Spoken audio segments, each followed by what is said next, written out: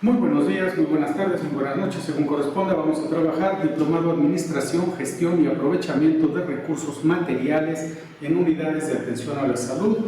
Vamos a la sesión número 6 del módulo 1, Gestión Práctica de la Administración.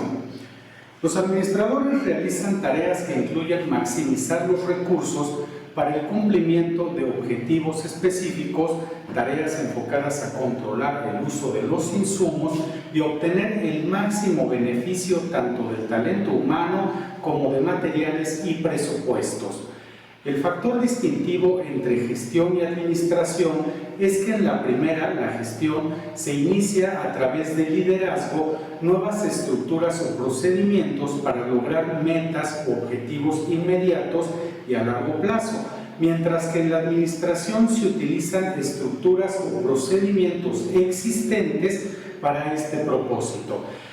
Podemos decir así con toda certeza de que la gestión es la práctica de la administración, mientras la administración es una serie de regulaciones, una serie de formas de controlar todo lo que tenemos a nuestro alrededor. La gestión sería la práctica de llevar a cabo todo eso. Podemos afirmar también que si tuviéramos que elegir entre un líder administrador y un líder gestor, podríamos decir que el líder gestor es aquel que se le llama ejecutivo, que ejecuta las funciones de la administración, y el líder administrador sería aquel que propone, que hace las normas de los procesos administrativos en una organización. Entonces, el gestor es la parte práctica, la gestión es la parte práctica, la administración es la parte teórica o científica del trabajo organizacional. Personajes que influyeron demasiado en la gestión de la administración, que convirtieron la gestión como la parte práctica de la administración, tenemos a Taylor. Taylor estaba interesado en reemplazar el manejo tradicional por un enfoque científico y para ello propone 5 principios. Primero, cada trabajo debe dividirse en sus elementos y realizarse bajo un método científico que demuestre la efectividad del mismo. 2. La gerencia debe cooperar con los trabajadores para asegurar que todo el trabajo se realice de acuerdo con los principios de calidad, necesidad y utilidad. 3. El trabajo de la gerencia es cooperar con los trabajadores para asegurarse de que todo esté conforme a una serie de lineamientos establecidos por la administración. 4. El trabajo y las responsabilidades deben dividirse entre la gerencia y los trabajadores con base en el principio de que las asignaciones de trabajo resultan interdependientes.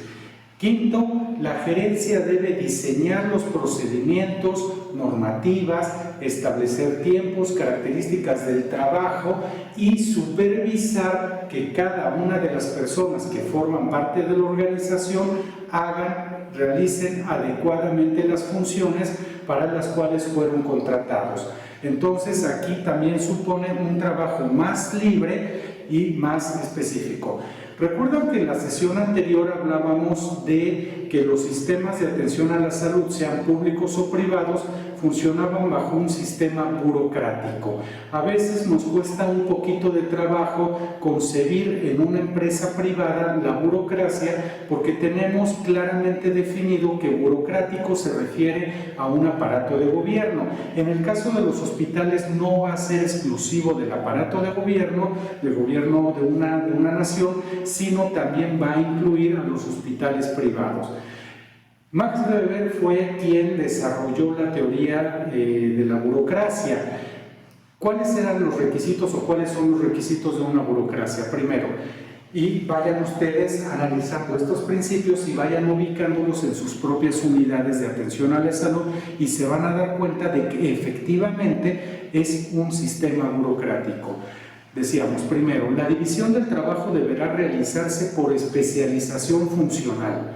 2. Existe jerarquía de autoridad bien definida. Tercero, Todo funciona bajo un sistema de reglas que cubre los deberes y los derechos de los trabajadores. 4. Hay obediencia de órdenes, nombramientos y ascensos de un superior, y esto siempre debe hacerse sobre la base del mérito. 5. Hay una separación inherente de las vidas personales con relación a los puestos organizacionales. 6. Hay un sistema de procedimientos que se ocupará de todas las situaciones que se generan en el trabajo cotidiano. 7. La implementación de un sistema de control adecuado. Todo eso es como funciona una unidad de atención a la salud.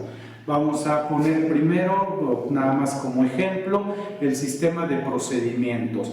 En un hospital tenemos guías clínicas, tenemos manuales de procedimientos, tenemos cédulas de puesto, tenemos normativa, tanto nacional como internacional, o sea, normas oficiales mexicanas, tenemos normas de la Joint Commission, tenemos normas de otras entidades internacionales de seguridad del paciente, en fin. Para todo lo que surja dentro de una jornada laboral hay una respuesta, y esa respuesta está en los manuales, en las guías, en los procesos, todo está debidamente normatizado. ¿Qué pasa cuando nosotros tratamos de entender a una unidad de atención a la salud fuera de un sistema administrativo, y cómo podemos optimizar el mismo sistema burocrático, que al final es lo que más nos interesa en tanto al manejo adecuado de los recursos materiales? Vamos primero a analizar las contribuciones de Gilberts, así se llaman. Frank Gilbert y su esposa Lillian Gilbert hicieron un modelo de administración basado en la eficiencia administrativa. Es un análisis fundamentado en la gestión del tiempo y la economía de los procedimientos en el desempeño de los trabajadores, algo que nos interesa muchísimo porque nuestra máxima prioridad en este estudio es mejorar el rendimiento, mejorar el aprovechamiento de cada uno de los recursos que tenemos a disposición en la administración de una unidad a la atención. El análisis que hicieron estos esposos constó en dividir los elementos de tareas esenciales con una síntesis. Ellos contaron una cantidad de movimientos. El experimento se basó en los movimientos que hacía un albañil para poner un ladrillo en una barda. Entonces se contabilizan los movimientos y a partir de ahí se determina lo que se puede quitar en esos movimientos para hacer el trabajo más eficiente. Si nosotros aplicamos ese principio a nuestras unidades de atención, nos vamos a dar cuenta que incluso dentro de la normativa hay una serie de procesos que podemos mejorar para tener un mejor rendimiento, tanto productivo como de aprovechamiento de los recursos. Si le damos al personal operativo una cierta cantidad limitada de movimientos para solicitar, por ejemplo, un material, entonces vamos necesariamente a eficientar la operatividad, lo cual también va a repercutir en la eficiencia administrativa, que por cierto es una de las sesiones que vamos a tratar en el diplomado, muy importantes, porque ahí vamos a entender perfectamente bien a qué se refiere esto del desperdicio y si este desperdicio es producto únicamente del mal uso, del desperdicio e incluso del robo, o hay un componente de eficiencia administrativa, o mejor dicho, de ineficiencia administrativa, que está afectando esta área tan importante de las unidades de atención. La gestión burocrática en el sistema de salud, que es ya propiamente aplicado la teoría de Weber en un hospital, se basa, para resumir, división del trabajo, nos queda perfectamente claro. Cada uno de nosotros tiene una función específica y está dentro de un límite perfectamente delimitado. 2. Normas y reglamentos. Para todo lo que hacemos en una unidad de atención a la salud hay una norma y hay un reglamento.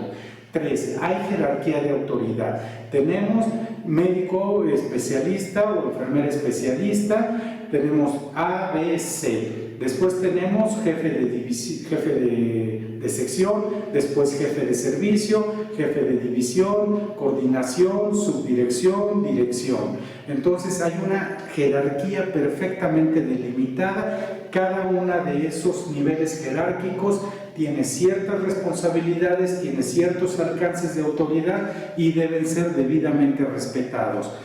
Hay competencia técnica, nos queda perfectamente claro que la competencia técnica de una enfermera auxiliar o de un médico residente no es la misma que la de una enfermera general, que la de una enfermera especialista, que la de un médico especialista, que la de un médico especialista con cierta categoría o alta especialidad. Esa se llama competencia técnica. Tenemos registros, minutas y bitácoras de todo lo que sucede cuando hacemos, y el ejemplo más claro de esto es el expediente clínico. Todo lo que sucede dentro de la unidad y relacionado a un paciente debe transcribirse literalmente al expediente clínico, para lo que, por cierto, también hay una norma oficial mexicana que dice exactamente cómo se tienen que hacer las incrustaciones de información en un expediente clínico, qué no se debe hacer, qué sí se debe poner ahí y para qué sirve cada una de estas anotaciones. Relaciones interpersonales, hay todo un equipo multidisciplinario. Lo mismo vamos a tener una relación personal con la persona que hace la limpieza, que puede ser una empresa privada externa en la unidad de atención, puede ser un personal interno de la unidad. Lo mismo vamos a tener relación con los directivos de la unidad y con todas las personas que hay en el medio. Entonces, como vemos, el sistema es literalmente burocratizado. Hay normas, hay procedimientos, todo está perfectamente delimitado. ¿Cuáles son las ventajas en la organización hospitalaria de tener este sistema burocrático que a veces no nos gusta, a veces pensamos que podríamos mejorar mucho? Hay muchas personas que cursan administración y de repente tienen una serie de muy buenas ideas y que se encuentran con que lamentablemente no se pueden aplicar en los servicios de salud porque no corresponden a este sistema burocrático. Hay muchas cosas que se pueden mejorar, pero tenemos que tener en claro que también hay normativas que se tienen que observar para todo y en todo momento. ¿Cuáles serían estas ventajas? Primero, especialización. Decíamos, cada miembro tiene una tarea especializada y esta tarea se debe realizar únicamente por esa persona. Estructura. Se especifican los deberes, las responsabilidades y relaciones formales dentro de la jerarquía. Racionalidad. Se garantiza una medida de objetividad, percibiendo de antemano los criterios para la toma de decisiones en situaciones de rutina. Previsibilidad, el apego estricto a las normas, reglamentos, especialización y estructura y formación provee estabilidad. Mientras nosotros hagamos nuestro trabajo apegados a la norma, apegados al criterio, al procedimiento, muy difícilmente vamos a tener problemas. Cuando nos ponemos creativos en los procedimientos, en los procesos administrativos, es cuando vienen consecuencias generalmente negativas. Apegarse aquí a la normativa es nuestra mejor opción. Y finalmente, autoridad. Los funcionarios son guiados por preceptos, por reglas, por políticas y prácticas, en lugar de perseguir intereses privados, que sabemos obviamente que sucede, pero eso es otro tema. Aquí se entiende que la autoridad debe regirse bajo principios bien estrictos y bien establecidos. Pero así como hay ventajas en la burocracia, todo esto que nos brinda una estabilidad laboral, nos brinda la seguridad de que estamos haciendo lo correcto y de que vamos a tener una situación profesional de ejercicio libre y consciente. También hay limitaciones. Estas limitaciones de las que decíamos nos quejamos constantemente. Primero, yo creo que la más importante es la rigidez.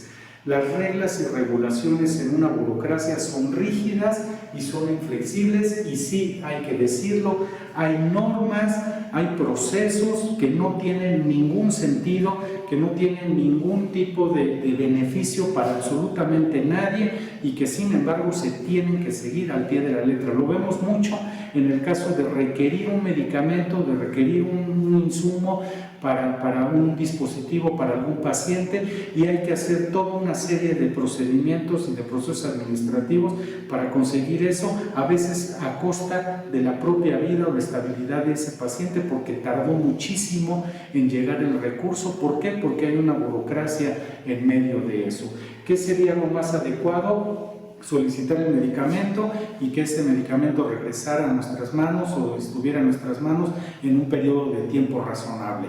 No sucede porque hay rigidez en la normativa. 2. Desplazamiento e incumplimiento de objetivos. Cuando las personas en los niveles más bajos pretenden perseguir objetivos personales, los objetivos generales de la organización siempre van a ser un obstáculo. Decíamos, aquellas personas que llegan con ideas muy innovadoras para mejorar la eficiencia de los servicios se topan siempre con barreras burocráticas que les impiden el mejor desempeño de sus ideas o de su propio desarrollo. Suplantación. Las normas y reglamentos de la organización tienen prioridad sobre las necesidades y emociones individuales del trabajador y generalmente sobre la mejor conveniencia del paciente. No podemos estar pensando en beneficiar a un paciente porque generalmente ello va a implicar incumplimiento de alguna de las normas o de los procedimientos. Si tenemos una situación en la que tenemos que tomar una decisión sobre si pasar o no antes un paciente, tenemos la necesidad de revisar primero qué es lo que corresponde. Compartimentación de actividades. Los trabajos se dividen en categorías que restringen a las personas a realizar tareas de las que son perfectamente capaces, pero que por su cargo, por su puesto, no pueden realizar. Y esto también ocasiona muchísimos problemas porque son cosas que bien podemos hacer para eficientar nuestro trabajo, pero que estamos en una situación de cargo menor y pues no estamos en posibilidades de hacerlo. Papeleo, todo en la organización burocrática tiene que estar por escrito. A veces nos parece inconcebible que pedir un permiso por una situación de urgencia o una emergencia familiar o de otro tipo, tenemos que solicitar un permiso y que si no está debidamente registrado en la bitácora, si no está el papel en mi mano, definitivamente no va a pasar y me va a ocasionar algún problema. Empoderamiento y corrupción, esa es la base de muchos de nuestros problemas en la atención a la salud de nuestro país. Hay mucha corrupción, hay mucho empoderamiento, se toman decisiones arbitrarias en beneficio de una persona y lo vemos continuamente en el caso de los recursos materiales, que es nuestro tema principal, cuando se adquieren insumos materiales o equipos, dispositivos que no son para nada adecuados, pero que hay una relación de compadrazgo entre quien hace la compra y quien lo vende. Y finalmente, esta es la que más afecta a todos, sobre todo al paciente, pérdida de tiempo. Los procedimientos burocráticos implican retrasos excesivos, hay muchísima frustración para muchas personas porque todo tiene un trámite y ese trámite, por alguna extraña circunstancia, siempre es lento. Una cosa, a veces pensamos, llega un equipo nuevo a la unidad y decimos, ahí está el equipo, ¿por qué no lo podemos abrir? ¿Por qué no lo podemos utilizar? Es que alguien no ha firmado. Bueno, ¿cuánto tiempo te puede tomar firmar un papel? Pues resulta que meses, incluso años. El equipo mejor dejó de servir, mejor se convirtió en algo obsoleto antes de que quien sea que era el responsable firmara un papel en donde yo tuviera la cuestión de utilizar el equipo. Un hospital es el mejor ejemplo de un modelo de estructura burocrática, ya acordamos por qué, y difícilmente va a ser aceptada como un sistema de gestión por parte del trabajador porque es sumamente difícil atenerse a tanta normatividad. Conclusiones. Los administradores del hospital son los responsables de la correcta operación cotidiana de la entidad de la salud. Para coordinar las acciones, todos los departamentos deben asegurarse de que funcionan como uno solo, siempre, y por eso tenemos coordinaciones. Todo debe estar trabajando en el mismo tono, para la misma situación, en el mismo orden de las ideas.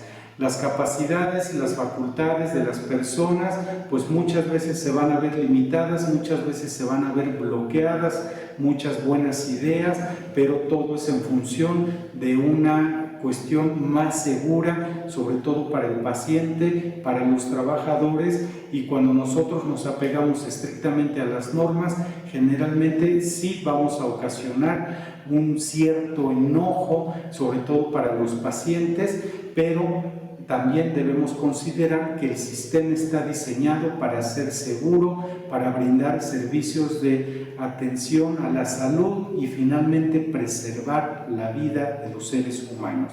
Pues espero que este video sea de utilidad. Les agradezco mucho la atención.